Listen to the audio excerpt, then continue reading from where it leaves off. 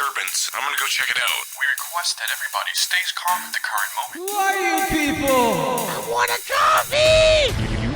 You are now tuned in. 5, 4, 3, 2, 1. Where love and life come together. From the Spacebird Media Studios, it's Roxanne and Ace Unlimited.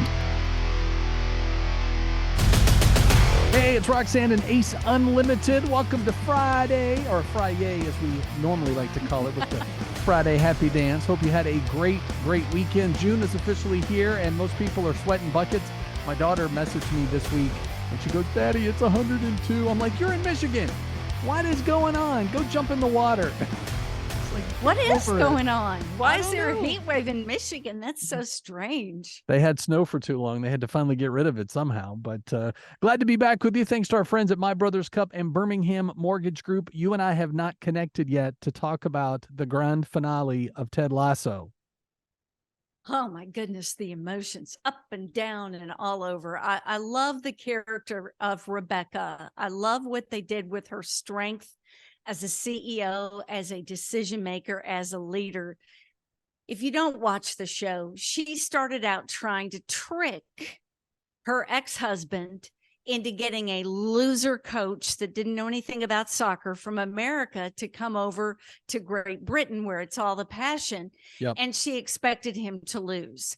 And he not only did he not lose, but he showed everybody what true character is all about by being humble, by raising up leaders, by really not caring about the win. He got the win in the end, but by allowing other people to see victories. Yeah. And there's a lot of swearing on the show. So if you're sensitive to that, I don't want you to go to that and go, "Oh, Roxanne and Ace said to watch this," because one of the characters, Roy, has a favorite word that He can be does. offensive.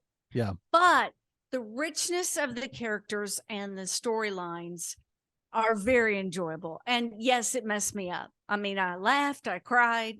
How about you? I was the same way. Like, I didn't cry as much on the finale as I did the episodes leading up to it, because I knew where it was going. But the character developments of people who were changing because of their relationship with Ted, because it was becoming more than just a team. It was a family, and it was not about the wins. It was about, are we playing our best? Are we doing our best? Are we leaning on each other to play our best game? And ultimately, if you've coached sports at any time in your life or been coached, you know the great coaches that helped you with those nuggets that passed on into everyday life. It wasn't just about how well you were on the field. It was all of the things. So, cursing and expletives aside, it had those nuggets that you're like, I mean, there was one scene like 2 weeks ago that I was like, because I love the show so much. I couldn't wait to watch it with my wife. So I would watch it the morning it dropped, and then I would watch it again with her because I loved it. Like, just the characters are so ingrained into you. Like, you see a little piece of yourself into all of these characters, and it just absolutely, it was the show that I don't think we knew we needed until it suddenly came into our lives. And it highlights flawed lives and big public failures and how we can come back from those. Yeah. Real stories of redemption and forgiveness. And so for it to be over, I kept saying, it's not really over, is it? Right. But they neatly wrapped up every storyline. So we left with that satisfaction. Sometimes things end strangely because it's artsy. Right. But in this, they give you all of the story wrap-ups. So it was amazing. Succession just ended. Some of the big series, the biggest of all times, have come to an end. I guess every good thing comes to an end. So I'll put you on the spot. Do you have a favorite finale, like, of all the shows you've watched in your lifetime? Is there one that sticks out for you? The Sopranos. Oh, yeah. And it is an artsy ending that many, like, books have been written about it. The commentaries are many. But it is such a piece of art and so masterfully done that I don't think anything else compares. What do you think? Yeah, I would say for me, it's obviously the end of Friends, because I had invested 10 years, my college friends and I, every Thursday night, must see TV, right? We were there from Friends to ER. So that was a big one. And then when Quantum Leap went off, like that was a big part of my childhood. So when it ended and it was only on for 5 seasons, like you wanted to see him go home. And for those, not to spoil it, but for those who have seen it, he's still technically leaping around. And now they've rebooted the show and there's supposed to be a tie-in, but we haven't seen Sam yet. So we'll see how that goes. But there are certain shows that stick with you, man. Like it just, I remember when the MASH finale came, it was like, whoa, like everybody felt that, when the helicopter goes up and it said goodbye spelled out in rocks, and, just like people for days were like, I can't even think about it. But that's what I love, man. Good writing, especially with the writer strike going on right now. Great writing. We need to celebrate great writing because it makes you feel all the things. Like there are times Tawny and I'll be sitting and we'll watch a show, and if the writing's great, I'll look over at her and just like tears are coming down, and we try, okay, you're crying. Okay, good. I can let my emotions out here. It's like we give each other the thumbs up in that moment. So, big props to Ted Lasso and the cast. I know that show will be missed. We'll see what happens. But don't forget, as we get into the month of June, shows have said goodbye, but we're only a couple weeks away from Father's Day. So if you haven't let that set in yet, if you're getting dad anything special or need to pick out the special card, because I feel like dad gets the bum rush of the day right before. I mean, mom probably does too, but we lead up into Mother's Day after Valentine's. There is just all of this sudden, and Father's Day is here, and then you get socks and a tie and a, thing of Old Spice. But it's not this weekend, it's the next. And so don't panic. If this is dropping on Friday, you got a little bit more time. So, but that's a good reminder. Thank you. I do believe dads get gypped, I just do. So I would agree with you on that. We were talking about emotions, and Proverbs 23:7 addresses that. For as he thinks within himself, so is he. James Allen did a famous book on this topic. Many people have written commentary on what we think is what we are. Yeah. And the devil is real, by the way, and very much wants you to be in a negative mindset so that it clouds anything that God is telling you, and so that you will be miserable. Now, I'm a big believer in feelings. Jesus felt, he wept, he had righteous anger. He felt things. We're given feelings for a reason, and we need to be allowed to process feelings and not swallow them and walk around feelingless. I'm not saying that, but when we allow our feelings to lead, a lot of times we get in trouble. Yeah. And so what we think about matters. And I think we just need to ask ourselves, what are we thinking about, especially when we're feeling really terrible? Yeah. Well, and this verse actually came to mind to do a throwback to the Ted Lasso finale. There's a scene where Roy Kent is looking at himself and he's like, guys, he's talking with the other guys on the team. He's like, over the last year, I have tried to change and be better, but I feel like I'm still the same person. But a lot of times we forget that, and of course, there's not necessarily a faith angle from where Roy's coming from, but we all want to be better versions of ourselves. And so for us as believers, that change comes when we allow Christ to change from inside out. But I love the poignant moment of that scene as they're trying to console him a little bit to say, first of all, you're coming to us for help. So that shows change, because a year ago you would not. But also asking for help in a community of friends also shows that you're a better person, because it's not about being perfect or having perfect moments. It's a matter of leaning on each other. And then inside that community, greatness is encountered. You see yourself changing because the circle around you is better. I mean, think about this. You and I have talked about boundaries before. I mean, if the boundaries you've set with friends that are toxic in your life, that could also be what's keeping God from making those changes. So he wants to change us internally, as it then also begins to change our external circle as well. And we're so hard on ourselves. It's encouraging to me that the Apostle Paul said, why do I keep thinking these things? Why do I keep doing these things that I don't want to do?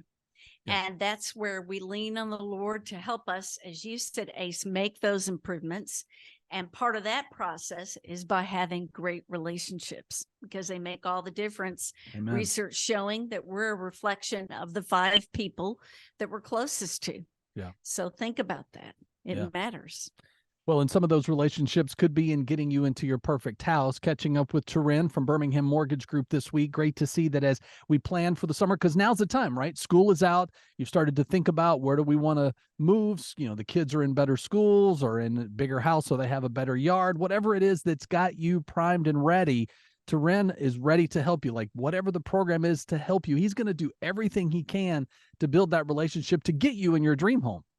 He is super kind, conscientious, prays with people, really, really loves the Lord, and uses his business. It's an outreach. I mean, he's helped people whose financial situations look hopeless, and he builds you to the point where you can get into that dream home. It is still a possibility. Don't let interest rates or anything else get in your way, because he has special programs to help you. It's Birmingham Mortgage Group, 205-259-1656, bhammortgage.com. Now, I know you and I are big on big nights out, and making reservations is a big part of that. I love that as the summer kicks off, we're finding ways to help you. Appointment Trader is a new site that I would say the wealthy depend on, because if there is a hot seat in a restaurant, a hot table that they want, you can pay hundreds of dollars to get that reservation. That is impossible. There are a couple of restaurants in Birmingham where it's pretty impossible to get reservations. Yeah. But right now, 50% of the business from this website is coming from New York City, which makes sense because that's the restaurant mecca. Not that we don't in Alabama have great restaurants, Right. because we do. Now, a lot of people are very upset about this. They feel like it's not fair, that money shouldn't be able to buy you a reservation. And one guy even tried to sue, saying, you can't do this. And they said, well, get a reservation and put it up for sale. That'll solve that problem. Right. Well, I am finding though, and I guess, I don't know if the pandemic did this to me or just getting this way as I get older, and I'm okay regardless of how I got here, but going to places with reservations is much more my thing. I don't want to go in and find out that it's 45 minutes to an hour for a table, and then the place I had set in my mind that I want to go to doesn't have room for me. Like I know that sounds very, well, you're just full of yourself. Well, maybe kind of. And I'll take that to Jesus, but at the same time, I want to be able to walk in with a table and, spend time in conversation with great food. I don't want to be driving around going, well, there's a 30-minute wait here and 20 minutes here and an hour here. Just let me make my reservations, use the app, and walk right in.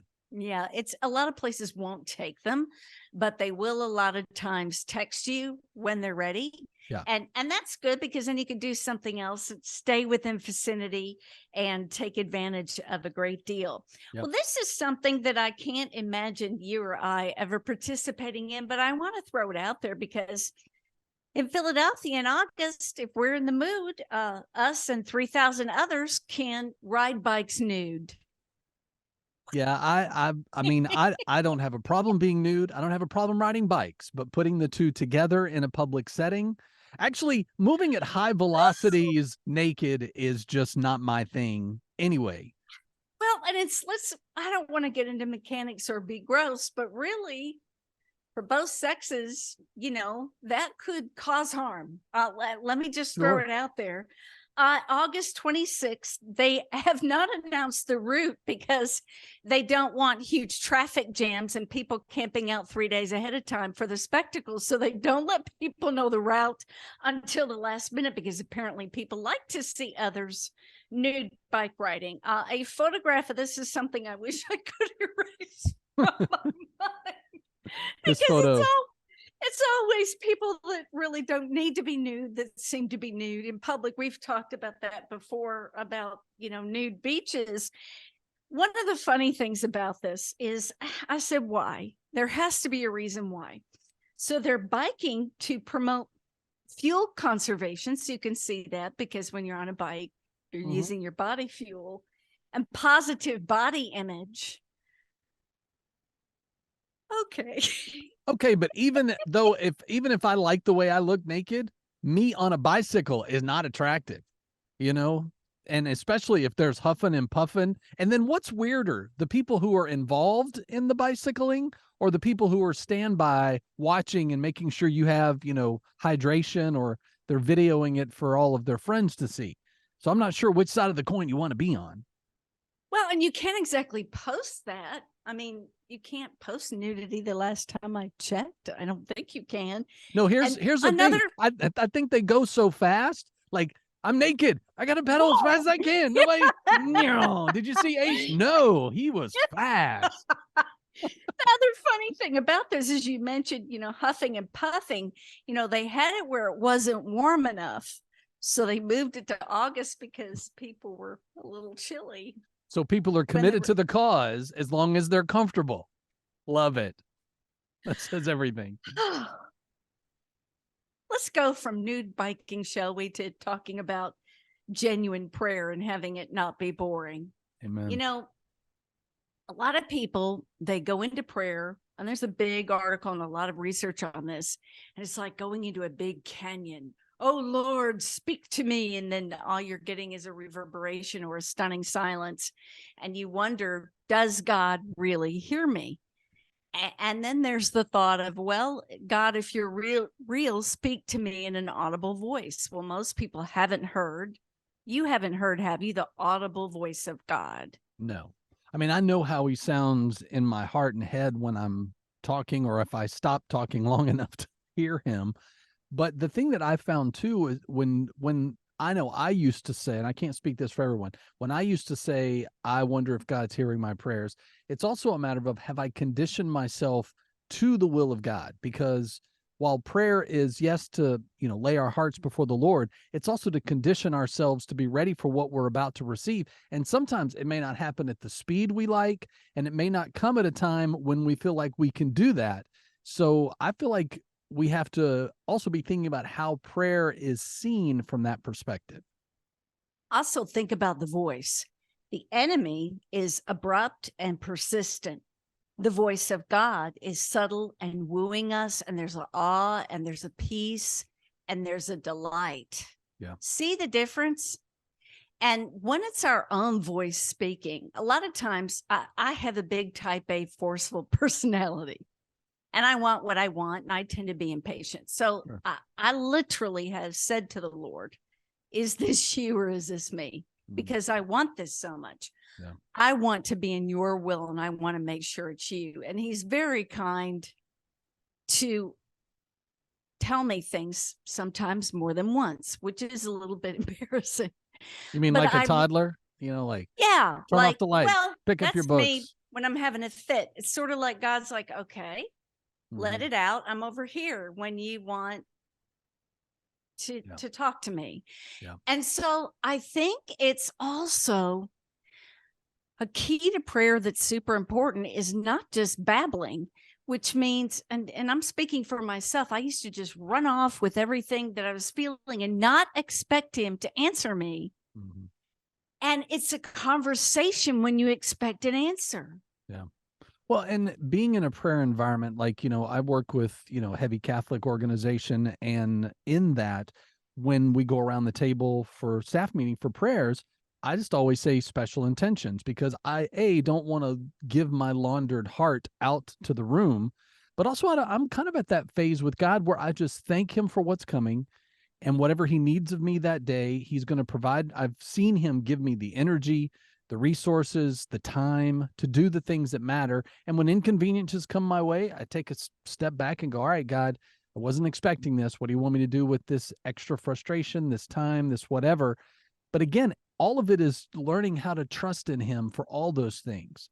So I'm not telling you to change how you pray. If you read, prayers, or if you do rosaries or whatever it is that works for you in your faith, do those things, because it's about a conversation with God so that you can hear him. And we're not talking about the audible voice. It's to give you the peace within your heart that where you are and where you're going is his will.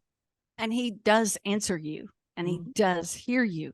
But a lot of times we need to be receptive to that. And this may sound like, a baby step, but after you keep a notebook and just write down the impressions until you get used to hearing his prompting. And I think that's key when we're bored praying. I don't know what that's about. I think that's just reciting things to act like we're praying. What do you think? Well, I mean, when people say I'm bored praying. I think there can be a routine, but I don't think it's so much that the prayers are boring. I think that we've allowed our faith to get stagnant so that we forget that it's not a conversation with God. We think that he's not Santa Claus. You don't wake up in the morning, grab a cup of coffee, and then you're into your laundry list of, Lord, please bless mom and dad and pops and and give me a better job and a bigger car and a better house and like, stop. Like, that's not what prayers are for. He knows the desires of your heart and gives them to you. His word tells us that. But even in that verse alone, it's not that you ask and he gives it to you. He actually has conditioned your heart for the things that he wants to bless you with. You got to remove yourself. And that's where prayer comes in, is to hear from him of, Lord, just don't let me get in your way. Like, if you say that much to him, you want to talk about your prayer life not being boring. I mean, have real, honest conversations. That's why I love like recovery ministries that I've been involved in over the years, is the rawness of those prayers of, God, I got nothing but you. I have screwed it up and I'm tired. I'm sick and tired of being sick and tired. And when you get to that place, you realize the conversation you're having is so transparent that you are being changed. It's a fantastic place to be. Let him take you there. Ask him to change you, and he will. Mm-hmm. Yep. He is faithful to do that. One thing that would be fabulous for you to do, if you have the time and the inclination, is to log on to mybrotherscup.com. There's a beautiful blend of coffee called the Roxanne Blend. Yes, it is named after me. I got to choose it.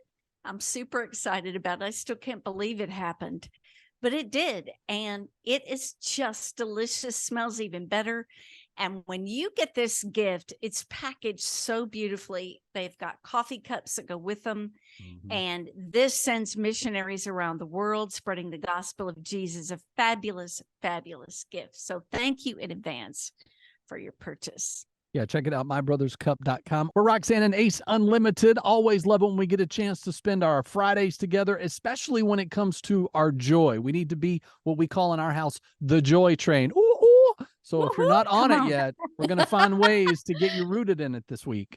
Well, our guest has a degree in biblical literature, is a popular speaker at retreats and conferences, and the perfect guide has happened. God has led her to write something where women can take this book on retreats, really soak up in what it's like to have joy. It's called Rooted Joy, one of her new books. She's also written How to Listen So People Will Talk. Isn't that great? I need to read that one. And The Extraordinary Power of Praise. We welcome to the show Becky Harling. Hi there. Hey, guys, it's great to be with you. Well, we appreciate it. Of course, joy, I always say in our house, if whatever decision you're making robs you of your joy, it's too expensive. So how do we just keep our heads in a space where we're choosing joy? It's not about happiness, but that joy train we talked about. Yeah. And so, joy, the secret to joy is actually quite surprising, because it's not about having more stuff, the Tesla, the good car, all those things. It's really rooted in how deep your relationship is with Christ and how deep your relationship is with others. So our brains were wired for connection. And so if we don't have those deep connections, those deep friendships, we're not going to experience joy. I think it gets harder and harder in this frenzied time for us to have really close personal relationships. I think we let things get in the way. How do we nurture our relationships so that we can be strong in Christ and strong with each other? Yeah, that's a great question. We live in such a busy culture. And, one of the things that I think was really profound that I believe Dallas Willard said first is that we are to ruthlessly eliminate hurry, because when we live in that constant sense of hurry, we don't have time for relationships. We don't have time to just be outside with our neighbor. We don't have time to have coffee with a friend, because we're racing to the next thing. So I think first and foremost, we've got to dial back on the whole busyness thing and get back to what God's called us to, which is deep connections. Yeah. Well, and I know for a lot of people, anxiety, depression, we have more of an awareness of it today, and that easily robs our joy. Speak to that, because a lot of times people go, well, I can't find joy because you don't know what I've been through. And that's true. Maybe I do, or I don't, or I can relate, but how do you penetrate those anxious and depressed moments? Yeah. And, the Surgeon General just came out with a report. I don't know if you guys saw it like 2 weeks ago, that loneliness is now the new pandemic. And loneliness feeds our anxiety. Loneliness feeds our depression. I myself have been through a lot of childhood trauma, but I know that joy is possible, because as I root myself in Christ and experience intimacy with him, and as I take initiative to be with people, not just on social media, not just, on the phone all the time, but actually be with people, my joy increases. There's actually a chemical reaction in our brains that happens. When you're with somebody and they look happy to see you, there's a chemical reaction in your brain and it triggers joy. Yeah. The book is called Rooted Joy. And I really love that as a person who is gardening for the very first time in my life. Without good roots, the plant is in trouble. And the Bible is always talking about harvesting. Why was it important for you to call the book Rooted Joy? Because I think a lot of people think of joy as something that comes and goes. But if it's not rooted in the right thing, it is going to come and go, right? And so I wanted to call it Rooted Joy because it's rooted in that deep intimacy with Christ and in strong connections with friends. And so there's really no way around that. You can't live the life of joy that Jesus has intended for you if you don't have that strong relationship with Jesus, and if you don't have strong friends that you're living in community with. So then speak into that, because I'm a firm believer you have those one or two really close ones, maybe a third one that's, kind of rounds it out, gives you, the foursome, fearsome, whatever you want to call yourself.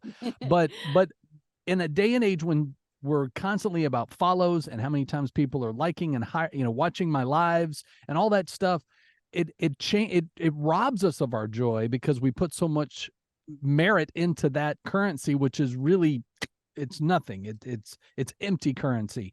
So how do you get there when you know that the view of how we see that has changed so much?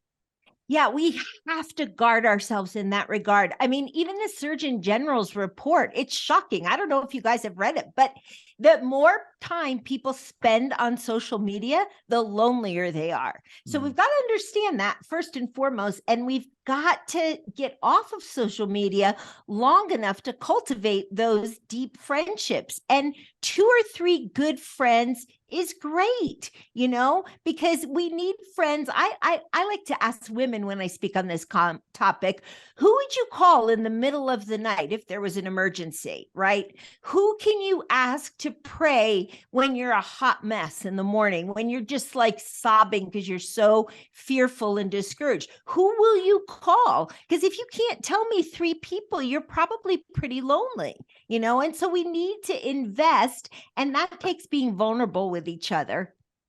It does. It takes sharing some of our trouble. And for some of us, you mentioned childhood trauma. It can be difficult to do that. Some things I've buried and I don't want to visit again. Yet, if we don't share, then it's hard for people to reciprocate, correct? Yeah, absolutely. And the thing about childhood trauma is that secrets breed shame, right? And so when you actually are a little more honest about it, the shame is gone, because you realize, okay, this wasn't, whatever happened to me, it wasn't my fault anyway, and so you kind of diminish the shame with coming out with it. But there's also a deep connection. Now, I will say you have to know who you can trust, right? I mean, you don't share your secrets with every human out there, but you learn who your people are and you get real with them. Yeah.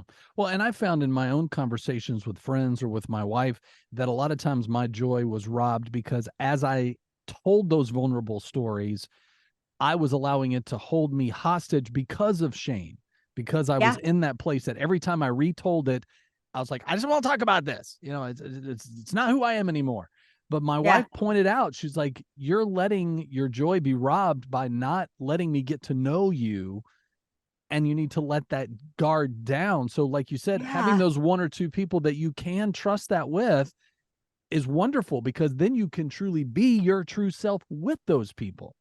Yeah. And so, in light of that, in this girlfriend gathering rooted joy, this is the first, by the way, of a series, for girlfriends to gather and get real with each other. Right in the beginning, we have a box on girlfriend etiquette and keeping the space safe so that people actually can share from their hearts and be encouraged in the group without feeling like, they're going to get a ton of unsolicited advice, or somebody's going to share what they've shared with somebody outside the group. So there needs to be safety in your relationships. You address the difference between happiness and joy. Happiness being a temporary thing, like research shows you buy something new and it's fun for about 3 days. The new car smell wears off, and then we got candy wrappers all through the new car. But joy resonates. The joy of the Lord is our strength. Can you touch on the differences? Yeah, I am funny in that area because I don't draw too much of a difference between them, because in the Old Testament, every time blessed is used, it really means happy. So I do think God wants us to be happy. And certainly that is a part of joy. However, it's not fleeting. It's rooted in these deep relationships. We've let go of the whole idea of connection in our culture, and it's done a disservice to us, because you really can't be happy or joyful without those deep connections. Well, and I also am kind of over the whole, well, I wish I knew then what I know now. Well, the thing is, you couldn't, like, your veil wasn't lifted. And if you tried to go back and relive that time, like, you can't undo your awfulest moments, because then you undo the wisdom. So it's all connected. The raveling occurs. And that's the thing that I feel like, as we find our joy in Christ, you're learning. And that's why I think if I'm understanding the rooted joy, is that you're rooting yourself in Christ so that your joy comes from him. Yeah. And, the interesting thing about the part of our brain where joy is triggered is that it can keep growing. So, like, even if you didn't have secure connection in your childhood, or even if you didn't have great friends in your childhood, or you were bullied or whatever, right? It's never too late to start cultivating this joy life. It just takes you taking a little initiative, reaching out to God and really getting to know Jesus, and then reaching out to other people. A great place to start is your local church. If you're involved in church, try this week, invite one friend and say, hey, let's get coffee, or invite them into your home and say, let's share our stories, because I want to know you. Every person out there is amazing to know. They all have an individual story. They're all complex and wonderful. And we need to rediscover the joy of just getting to know people. Some of my best relationships ever are a result of a small group, and that is a place of safety where you can go. At our church, we have many of them, and you can try one, and if it doesn't work, you could try another one. But that would be a big suggestion, to have connection. And also, I think for women, friendships can be particularly tough. For me, it's later in life. Now my connections with women are so rich and so full and so fun. But I had a period where I really couldn't connect very well. It was really very difficult. And I think part of the problem was really me being too busy. Yeah. And like you said, it takes something off the calendar. You don't have to say yes to everything. Yeah. You don't. I always think, okay, when you lay on your deathbed, okay, follow me here. I know this could sound a little morbid, but when you're laying on your deathbed, you're not going to think, oh, I wish I had been busier. I don't think anybody is ever going to think that, right? They're going to say, oh, I wish I had better relationships with my kids, or I wish I had better relationships with my neighbors or with my friends or whatever. So we've got to, set the priorities straight now, because we're still alive. And that means that we can cultivate this now. Yeah, absolutely. Well, this is a remarkable book and it's a treasure. And I know everybody's going to love it. How can people, Becky Harling, best connect with you and find out more about Rooted Joy? So first and foremost, I love to have people come to my website. I send out a devotional every Monday morning. It lands in your inbox. It's just to encourage you throughout the week. I have a bunch of free gifts up there. So connect with me on my website. I am on social media, limited. But the best place to get the book is really through Iron Stream Media, because if you order it through them, there are 4 free videos that go along with this study that are each 10 minutes that I filmed in my own house with some of my friends.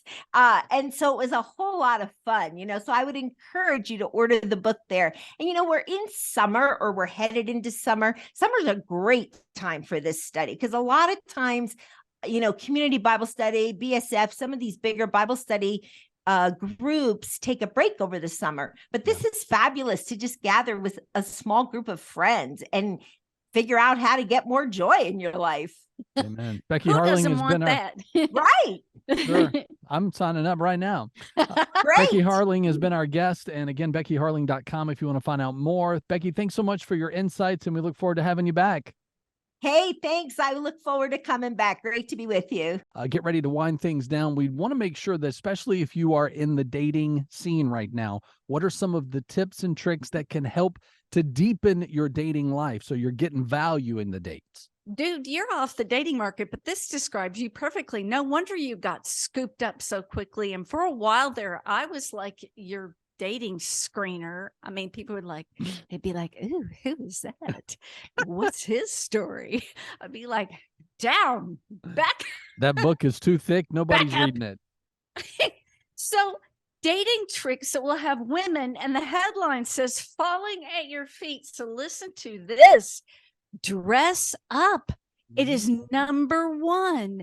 And dude, you're looking fine today. Let me just tell you, you don't just slap on a dirty t-shirt that's been under the bed for 2 weeks. I mean, you normally have a gorgeous jacket on. You do today. Thank you. I mean, here's the thing. You get to that place, like I hang up my t-shirts. Like my wife and I have the joke. She's like, why do mine go in the drawer, but you hang yours up? I was like, because mine say something. I was like, you wear yours around the house. Like, you don't leave the house in t-shirts. I do. She's like, okay, well, that makes sense. Just make sure you put them in the t-shirt drawer so I can find them. Yeah, that's a whole nother conversation. But I think the thing is, once you have the confidence in who you are and whose you are, your appearance, you allow yourself to dress up so that your date is quality. Have a passion. I think that's super important. Yours is music. It's wonderful to sit across from a man who is really into something, whether it be music or art or whatever it is, a hobby, strength training, whatever it is. Yep. It's interesting. Walk with confidence. Denzel Washington, I don't know if you've ever watched him walk in a movie, but I wait to watch Denzel walk. There is no confidence like that. Mm-hmm. And to see a man walk with confidence, to me, is hot. Well, I mean, it's what they call swagger. If you walk with a little swagger, she might notice you.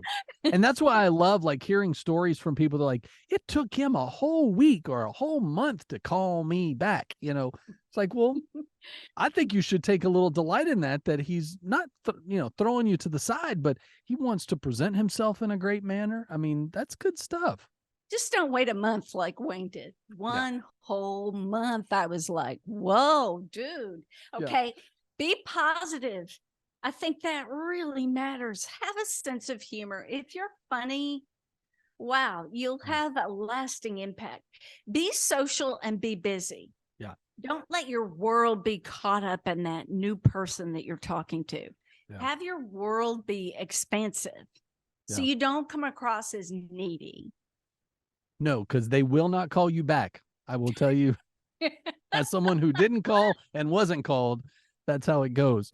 We appreciate you hanging out with us each and every week. Thanks again. Share, like, follow, and make sure you subscribe so you don't miss future episodes. Thanks as always to My Brother's Cup and Birmingham Mortgage Group for making this possible. And find us on Facebook so you can see what AI thinks we look like.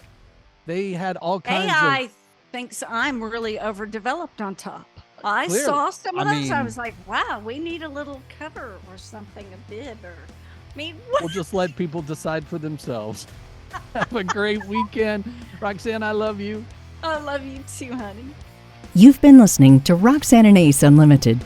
To make sure you don't miss future shows, you can subscribe anywhere you like to podcast and catch up on anything you've missed. Find out more at RoxanneandAce.com. Roxanne and Ace Unlimited is a production of Spacebird Media.